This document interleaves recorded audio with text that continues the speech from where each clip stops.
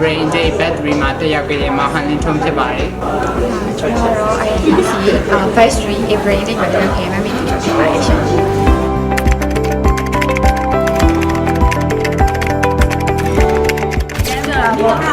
အရင်ပြောတယ်ပြီးတော့သမီးတို့အောင်မြင်ခဲ့တာဆရာဆရာမတွေရဲ့ပံ့ပိုးမှုတွေမိဘတွေရဲ့နောက်ခံခရီးပြမောက်မှုတွေကြပါကျောင်းပြောပါတယ်အခုလိုဆရာဆရာမတွေရဲ့တင်ပြမှုကောင်းတဲ့ပါရကျူးစာမှုအတွက်လည်းရန်ကိုခုကိုဂုဏ်နဲ့ယူပါတယ်ဆရာဆရာမတွေလည်းကျေးဇူးရန်တင်ပါတယ်ဆိုဒီချီကိုတော့လူရတဲ့ရိုက်ကြအောင်တော့အခက်အခဲများရှိရဲကိုကျူးစာမှုတွေလည်းပါတယ်နောက်ပြီးတော့ဆရာဆရာမရဲ့တင်ကြားတဲ့မှုတွေလည်းပါတယ်ဒီတော့ကျွန်တော်အခုလိုပြီးဆုံးသွားတဲ့အရင်ပြောပါရှင်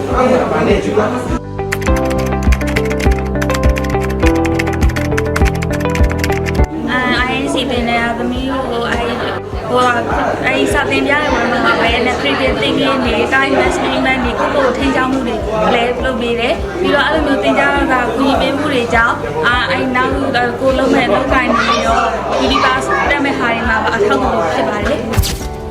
စီရကျွန်တော်တို့ဒီစာသင်ခန်းအတွက်ဒီမဟုတ်ပဲね GED ပြီးသွားတဲ့အခါနိုင်ငံခြားမှာယူတက်မလားပြီးတွင်းမှာပဲတက်မလားစသဖြင့်အကုန်လုပ်ပေးပါတယ် exam အတွက်ကိုလည်း schedule တာအစားအဆုံးညီဆောင်ရွက်ပေးပါတယ်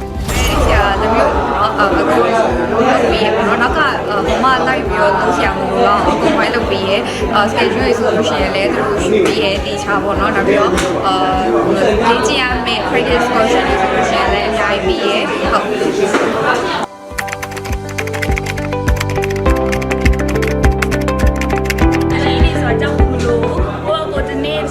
Friday မြန်လုပ်မယ်အဲဟိုစာရုပ်အမြင်နဲ့လုပ်မယ်ပြီးတော့တကယ်ချင်းနေနဲ့မင်းက discussion နဲ့တကယ်ချင်းနေတွေ့ကြုံတွေဝင်ရမယ်ဒီဥဆိုရင်ဒီ share တွေကိုပြန်ပြီးကြောက်စရာမလိုဘူးမသိရခါတွေဒီ share တွေကပြန်ရှင်းရတဲ့အခါမှာကိုအမားတွေကိုweb point လေးတွေကိုပြီးသွားမယ်ပေါ့အဲ့ရနေတဲ့စင်ဒီဟာနားလည်သွားလိမ့်မယ်အဲကိုရဲ့အဓိကဒီနေ့စာဒီနေ့ပုံမှန်လုံးမယ် point တွေများလုံးမယ်ဒီ share တွေရဲ့ web point 6ရတာတွေကိုနားလည်အောင်လုပ်မယ်ဆိုရင်တော့ကြီးကြီးရလို့ပြောပါလိမ့်မယ်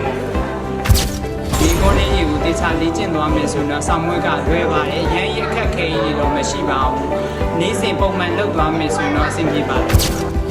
ဒီပြင်မဲ့နောက်ချူညာလေးကိုတော့ပြောချင်တာတော့ consistency ရှိအောင်ပေါ့နော်နည်းနည်းချင်းလေးလာပါပြီးတော့ practice test တွေများများလုပ်ပါများများလုပ် time management ကိုလည်းဟိုတော့လေးလာဖို့အရေးကြီးပါတယ်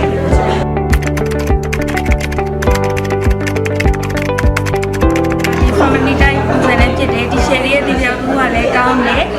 ပြီးတော့အကုန်လုံးနည်းနည်းထွေးထွေးတကယ်ချင်းတို့ကဆရာမတွေနဲ့ဆိုရင်လည်းအရင်ကြောက်စရာမလိုမနမတွေလိုပဲအဲ့လိုမျိုးပဲနေတဲ့အတွက်ဆရာသင်ပြရဆရာဆရာမတွေကလည်းသင်ပြကောင်းတယ်ဆရာဆရာမတွေ school တွေနဲ့ကောင်းတဲ့အတွက်ကြောင့် INC ကိုဖြစ်ပါတယ်INC ကို recommend ပေးကြရတာတော့ recommend အနေနဲ့ဆိုရင်တော့ဒီစာသင်ပြအရင်ကောင်းပါပေါ့ဆရာဆရာမတွေကလက်တွေ့ဘဝနဲ့ဆက်ဆက်ပြီးအကောင်လုံးရှင်းပြပေးတယ်စာသင်ပြလည်းအရင်ကောင်းတယ်ဒီနေ့တွေဆက်ဆက်နေအားကြောင့် recommend ပေးချင်တယ်ကောမပေးတဲ့ချက်လေးကတော့အများကြီးရှိရတယ်။အဲဆိုတော့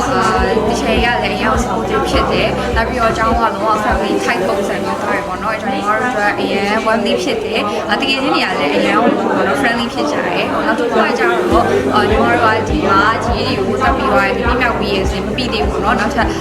ကိုသွားမယ်အကြောင်းတွေကိုလည်းချိန်ဆက်ပြီးရဲ့အများကြီးရှိရပေါ့နော်။ FBN ကိုကောင်းတဲ့အကြောင်းတွေဖြစ်ပါတယ်လို့ဆိုတော့ဒီချက်ပါရှိ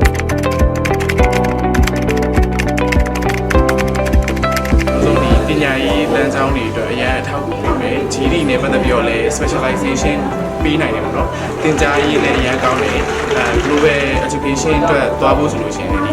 သူ့စီမှာဖတ်သွေးအများကြီးအားကြောင့်ရွေးချယ်ခဲ့ရတယ်။ INC ကိုရွေးချယ်ပေးခဲ့တဲ့အကြောင်းအရာကျွန်တော် GD တက်မယ်ဆိုပြီးတော့စပြီးလိုက်ရှာတဲ့အချိန်မှာ INC ဆိုတဲ့အကြောင်းအတွေ့ပေါ့နော်။ဒီအကြောင်းကပထမဆုံးဘူးမှာစပြီးတော့ GD ဖွင့်တဲ့အကြောင်းလေးဖြစ်တယ်။ပြီးတော့budget အတွက်လည်းအရန်ကို affordable ဖြစ်တဲ့အကြောင်းဖြစ်တဲ့အတွက်ကြောင့်ကျွန်တော်ရွေးချယ်ပေးတယ်။ဒါတော့ဒီရှယ်က student တွေကိုစဉ်းစားထားပြီးတော့သင်တဲ့စနစ်ကိုကြိုက်ပါတယ်ပြီးတော့သင်ကြားရေးမှာဆိုလို့ရှိရင်လည်းစာရေးပဲမဟုတ်ဘဲနဲ့ presentation တွေရောpresentation တွေလောက်ခိုင်းတာတွေ gurus တွေနဲ့သူတို့လောက်ခိုင်းတာတယောက်တည်းလောက်ခိုင်းတာတွေပဲရှိတဲ့အတွက်ကြောင့်မလို့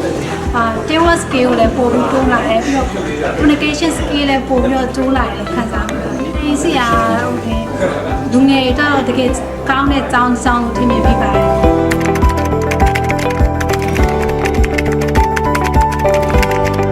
INC မှာတက်ပြီးတော့ဒီအရင်အားနဲ့ပုံပြီးတော့စားရင်ပြောရေးဆိုရင်ရှိလာတ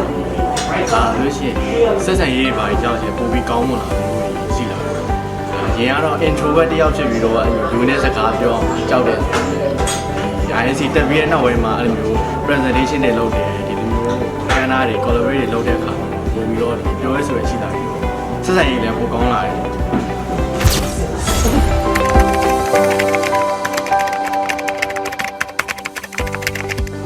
ကျိုးကျေးဇူးကတော့အများကြီးရပါတယ်အဓိကကျွန်တော်တို့ကနေမျိုးပေါ့နော်အဓိကဘိုးမှဖြစ်နေတဲ့အတွက်ရန်ကုန်မှာဆိုလို့ရှိရင်တော့ဗျာဒီလိုပွဲတွေကဒါလူတိုင်းကြုံတွေ့နိုင်ရတယ်ဟိုပြောမယ်ကျွန်တော်တို့လူငယ်တွေတော်တော်များများပုံမှန်ရနေပြီပေါ့နော်ကျွန်တော်နယ်ဘက်တွေမှာကြာစားလို့မျိုးတွေမရနိုင်ဘူးဒါအောင်မှဒီ INC ကနေပြီးတော့လုပ်ပေးတယ်ပွဲလေးတွေမြန်မာနိုင်ငံရဲ့အကြောင်းအရာပေါ့တော့တခြားပုံစံနဲ့စင်ကူအကြောင်းတွေပိုင်းတွေမှာချိန်ပြီးလုပ်ပေးရတဲ့အတွက်တော်တော်ကိုကျိုးကျေးဇူးများပါတယ်ကျွန်တော်အနေနဲ့လည်းရွေးချယ်ရဝန်ထမ်းတွေအများကြီးများလာတယ်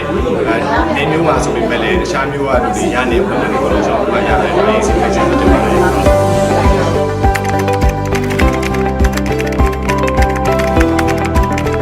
ဒီကတော့ကြည့်ရတာကကြောက်ဖို့ကောင်းတယ်စနစ်ရလဲလို့မဆိုလို့ရှိရင်တော့ခက်တယ်မပါပါဘူးကြောက်ရင်အရှုံးမှမလို့ကိုရုပ်ရှင်လိုက်ပါဘူးဒီကြီးတွေကိုစားမမဲ့တဲ့လို့မဆိုလို့ရှိရင်ဒါကတော့ပုံမှန်လေးဖြစ်တယ်ဟုတ်